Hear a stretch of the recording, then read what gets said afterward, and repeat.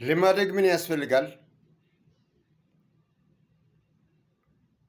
የምናድግበት መንገዱ የተለያየ ነው። ማደግ ሲባል በአንድ አቅጣጫ ብቻ ማየት የለብንም። የአስተዳደግ ስርዓት አለው።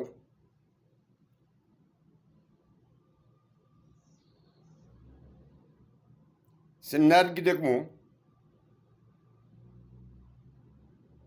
ከራሳችን ላይ ቆሻሻችን ማራገፍ የምንችል ሰዎች ካልሆንም በስተቀር ያደግን አንመስልም። ያደገ ነው አንባልም። አደገ ሲባል በላዩ ላይ ያለውን ቆሻሻ ማራገፍ ሲችል፣ ራሱን መቆጣጠር ሲችል፣ ራሱን ማየት ሲችል አደገ ልንለው እንችላለን። ለምግብ እንጂ ለስራ ያልበቃን ደግሞ አደገ ማለት አንችልም። ለምግብ እንጂ ለስራ ያልደረሰን ለስራ ያልበቃን አደገ ልንል አንችልም። እንደ አንድ ልጅ እንውሰድና ልጅ ይወለዳል። ተወልዶ የእናቱን ጡት ይጠባል። እንደተወለደ ዋ ብሎ የእናቱን ጡት መጥባት ይጀምራል። የእናቱን ጡት የሚጠባ ልጅ ምንም የሚያውቀው ነገር የለም።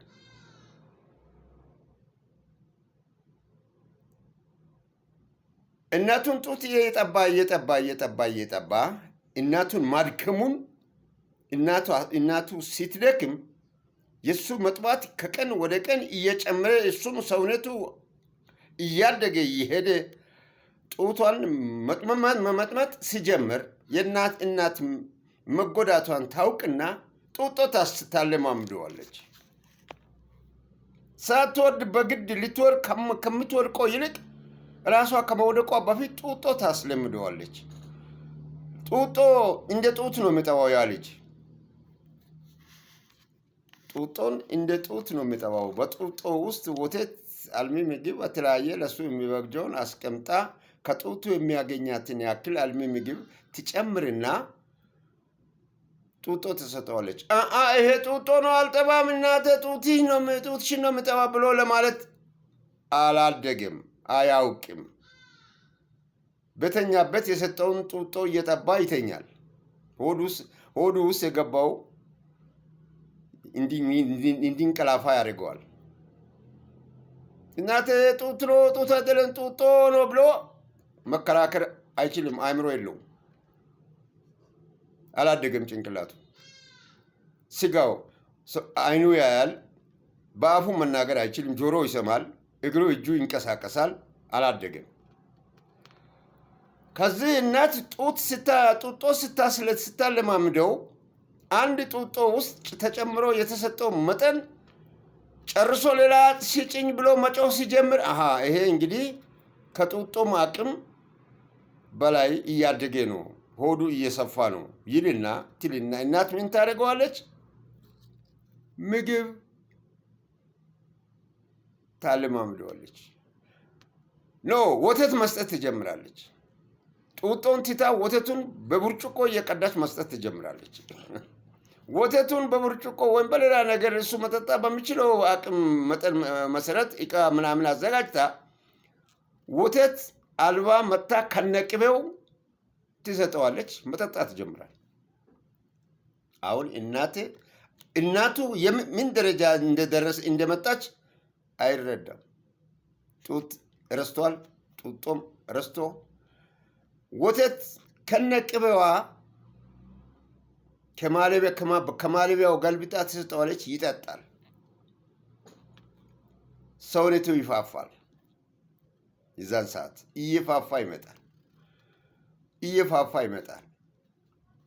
ቁመት እየጨመረ ይመጣል። በእግር መሄድ ይጀምራል።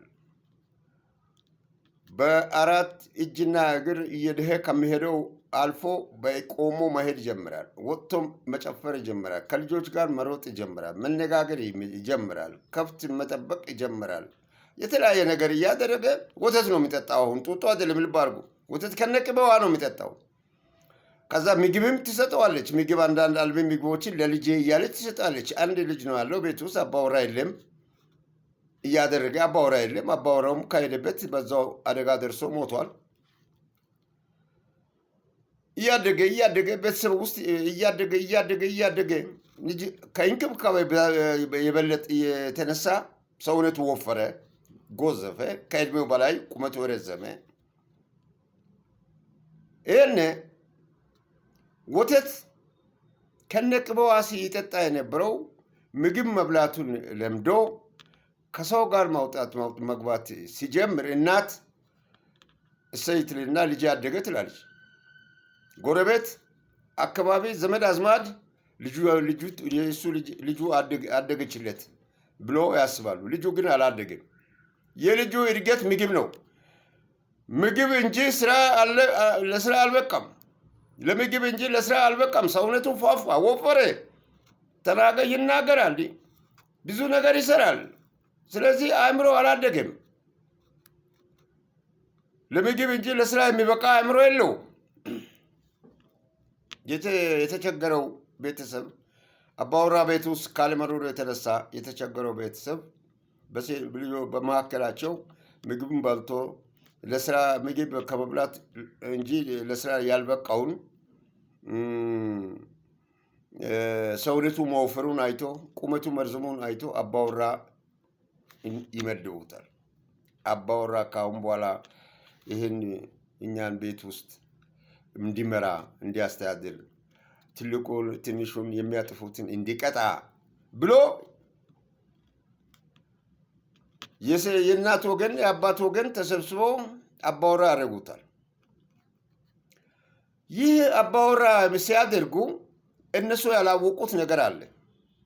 የልጁን ማደግ ነው ያዩት እንጂ ልጁ ጭንቅላቱ ያላደገ ያልበሰለና አዋቂ ምንም የሚያውቀው ነገር የሌለ ምግብ ነው እንጂ ስራ ዘዴ፣ ጥበብ፣ ስልቱን ያልተረዳ መሆኑን አያውቁትም። ሰጡት። ይህ ልጅ በጭንቅላት ያላደገ ስለሆነ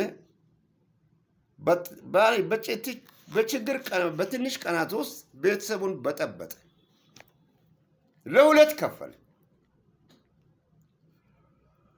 እሱን የሚደግፉ ወገኖችና እሱን የማይደግፉ ወገኖች፣ እሱን የሚረዱ ወንድሞችና እህቶች፣ እሱን የማይረዱ ወንድሞችና እህቶች፣ በሁለቱ መካከል ላይ ጦርነት ተፈጠረ። ጭቅጭቅ መጣ። ሰላም ነሳ።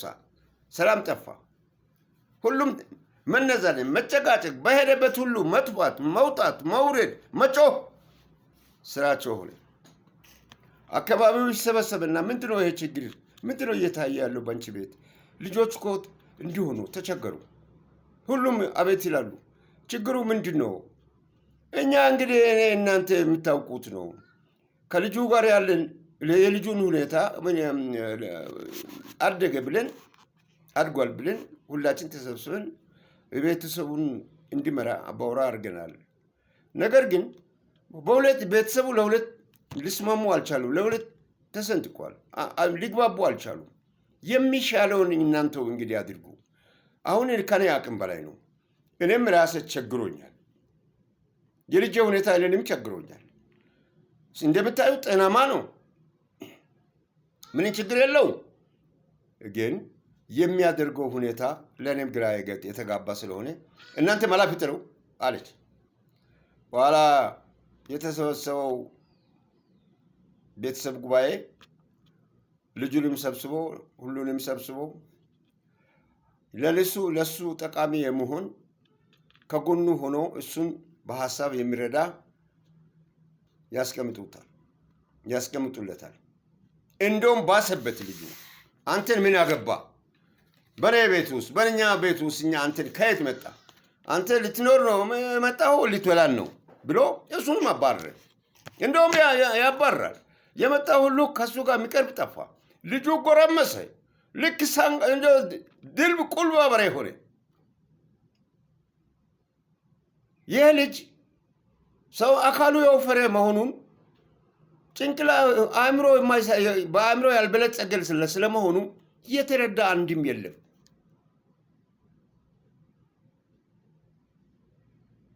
ወተት ጠጥቶ ያደገ ስለሆነ ወተቱ ሰውነቱ ያፋፋ ስለሆነ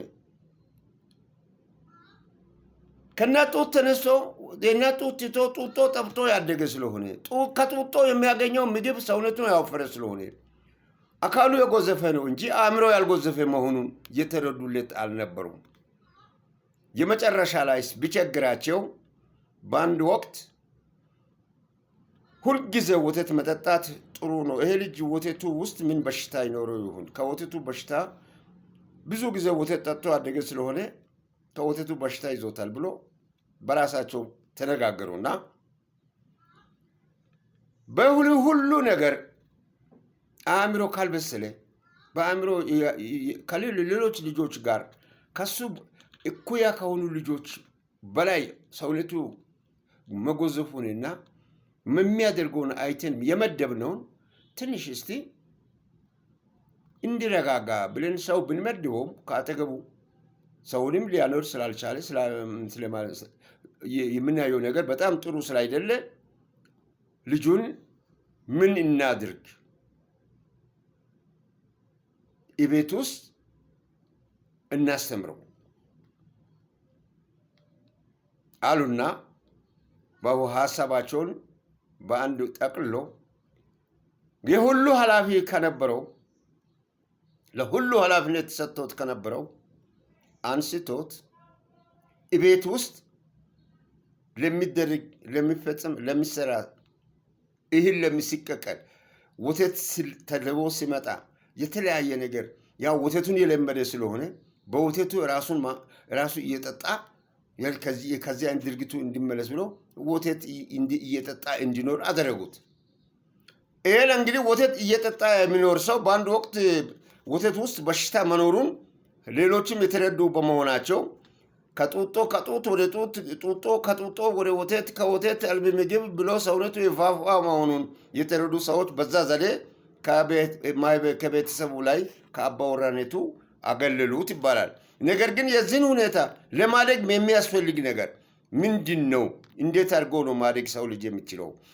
ሰው ማወቅ የሚቻለው መሰልጠን የሚችለው በአእምሮ መበልጸግ የሚችለው እንዴት ነው የሚለውን በአንድ ወቅት ላይ እኔ ዝም ብዬ ነው ማንንም ነገር ሳነብ እንደ ቁም ሳነብ አንድ ነገር የገባኝን ማስታወሻ ይዛለሁ እና ዕብራውያን ምዕራፍ 12 ላይ ሳነበው ምዕራፍ 5 ቁጥር 12 ላይ ሳነበው በጣም የምትገርበኝ ነገር አገኘው። አሁን እኔ ይሄን ከሚሰራው ሁኔታ ጋር የሚስማማ ሰው ልጅ አእምሮ ያላደገ በወተት ያደገ ምግብ እንጂ ለስራ ያልበቃ ለምንም አገልግሎት መስጠት የማይችል መሆኑን የሚያስረዳ አግኝቻለሁ። እናንተም አንብቡት። ዕብራውያን ምዕራፍ 5 ቁጥር 12ን ስታነቡ በደንብ ታገኛላችሁ፣ ትረዳላችሁ። ለምግብ የበቃ ለስራ ያልበቃ ለምግብ እንጂ ለስራ ያልበቃ ሰው በአእምሮ ያላደገ ሰው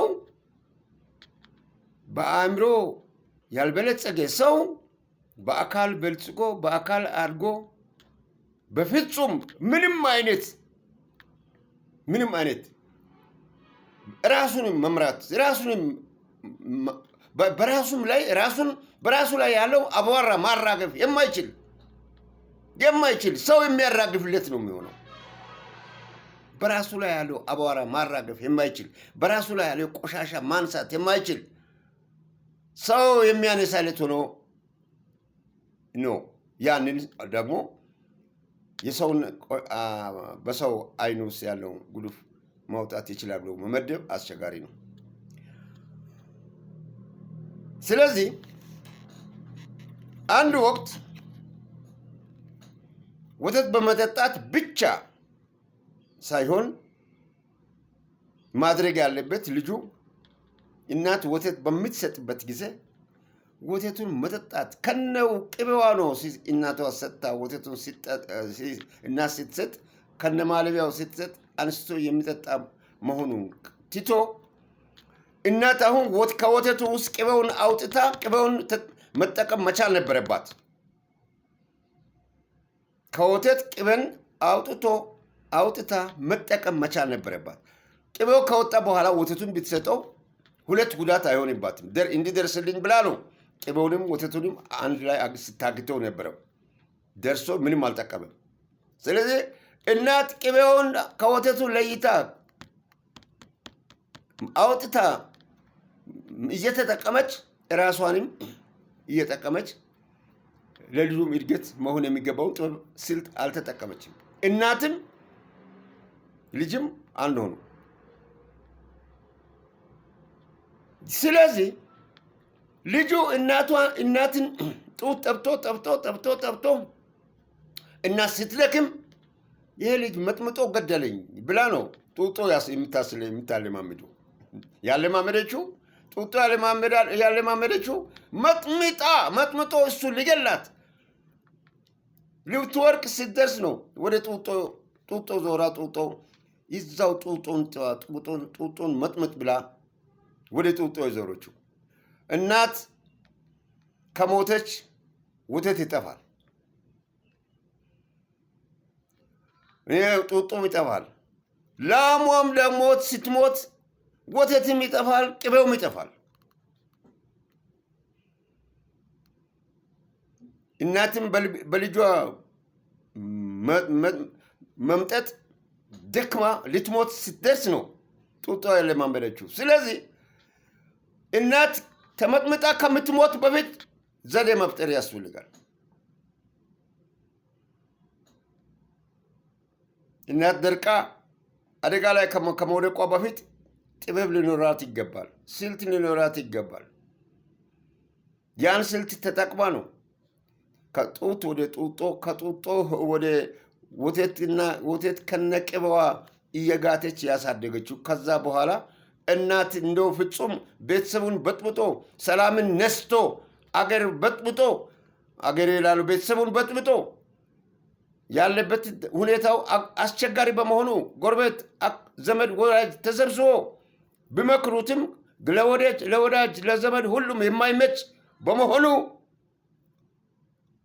መላ መፍጠር የጀመሩት እነሱም ተሰብስቦ በአእምሮ ያደጉ ተሰብስቦ መላ የፈጠሩት። በሁሉም ነገር መስማማት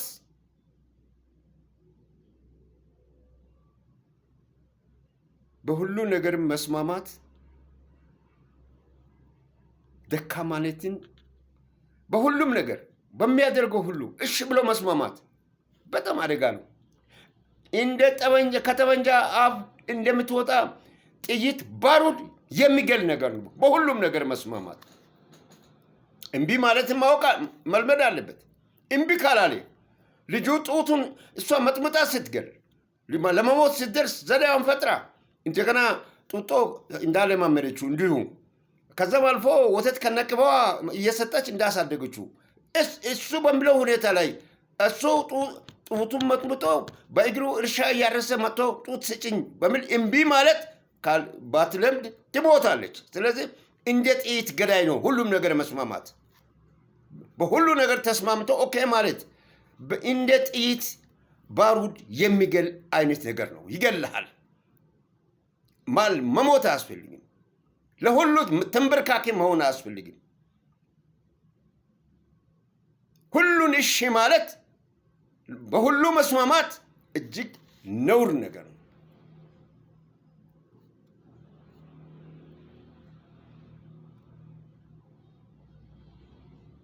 በሁሉም ነገር መስማማት የጥይት እርሳስ ባሩድ ያክል ገዳይ ነው። በሁሉ መስማማት ባፈጠጥ ቁጥር ትስማማለህ። እሺ በጮኸ ቁጥር ትስማማለህ። እሺ እሰጥሃለሁ። በአእምሮ ያላደገ ልጅ የሚያስከትለው ጉዳይ እናትን አልፎ ቤተሰቡን እንደበጠበጠ ሁሉ በአእምሮ ያልበሰለ ያላደገ ልጅ ከእናት ጡት አልፎ እናቱንም አልፎ ቤተሰቡን እንደበጠበጠ ልክ እንደ ጥይቷ እርሳስ ባሩድ ገዳይ ነው። መለኪያ ያስፈልጋል። መለኪያ ያስፈልጋል። የጠገበ ጡት ጠብቶ የጠገበ ጡጦ ጠብቶ ያደገ የወፈረ ወተት ከነቅበዋ መጥምጦ የጎዘፈ እናት ተቸግራ አባወራ ብታደርግ ቤተሰቡን ልጆች ታናናሾቹን እንዲመራ ባደረገ ጊዜ ቤተሰብን በጥብጦ ለሁለት ከፍሎ ሰነጣጥቆ አደጋ ላይ እንደጣለ ሁሉ ነው። በአእምሮ ያልበሰለ የሚያመጣው ጣጣ እስከዛ እንደሆነ የሚያስረዳ ስለመሆኑ በሚመለከት ቅድም በተናገርኩት ዕብራውያን ምዕራፍ 5 ቁጥር 12 ላይ ብታነቡ የሁሉ መሰረቱ እዛ ላይ ተጠቃሎ ተቀምጧል። የአእምሮ መብሰል ያስፈልጋል። በአእምሮ ያልበሰለ የሚያስከትለው ችግር ጡት የሚጠባ ነው። ጡጦ የሚጠባ ነው። ቅቤ ወተትን ከነቅቤዋ ለሆዱ የሚግት ነው።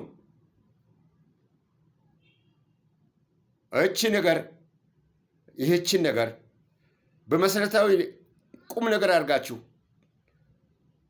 ትንታኔ መስጠት ከኔ በላይ ወይም እኔ በማቀርበው መሰረት አድርጋችሁ አይታችሁ ይህን ቪዲዮ የተመለከታችሁ በዚህ ቪዲዮ ላይ ኮሜንት ብትሰጡ፣ ገንቢ ሀሳብ ብትሰጡ። ስድብ አልፈልግም። ብዙ ሰዎች ስድብ ነው የሚቀድማቸው። አገራቸውንም ይሰድባሉ፣ እናታቸውንም ይሰድባሉ፣ ወንድማቸውንም ይሰድባሉ፣ ታላቃቸውንም ይሰድባሉ። በስድብ ያደገ ህዝብ የሞላበት ጊዜ ላይ ነው አሁን ይህን አይነት ሀሳብ የሚያቀርበው። ጡጦ የሚጠባ ጋር ነው። ጡትን ትቶ ጡጦ እየጠባ ካለ ጋር ነው ይህን ቪዲዮ እየሰራው ያለሁት። ጡጦ የሚጥቡት እንዲሰሙ ነው ይህን ቪዲዮ እየሰራ ያለሁት። ቅቤው ወተቷን ከነቅቤዋ እናት አልባ ከነጮጮ ሰጥቶ የሚገለብጥ ህዝብ ባለበት ዓለም ላይ ነው ይህን ቪዲዮ የሚሰራውና ስለዚህ አደራ የሚላችሁ እንዳትሳደው። ከይቅርታ ጋር ይቅርታን ልመዱ። ከይቅርታ ጋር ይቅርታን ልመዱ። ይቅርታን ልመዱ። የእውቀት መለኪያችሁ አድርጉ። ይቅርታንና ኮሜንት መጻፍ በምትጽፉት ኮሜንት ላይ ገንቢ ሀሳቦች ካሉ እኔንም እንዲታረም ይረዳኛል። ለእናንተም ጠቃሚ ሀሳቦችን እንድታገኙ ሌላ አዳዲስ ነገሮችን ለማፍለቅ ይገፋፋኛል። ስለዚህ ሳትሳደቡ ኮሜንት እንድትጽፉ ጋብዣችኋለሁ።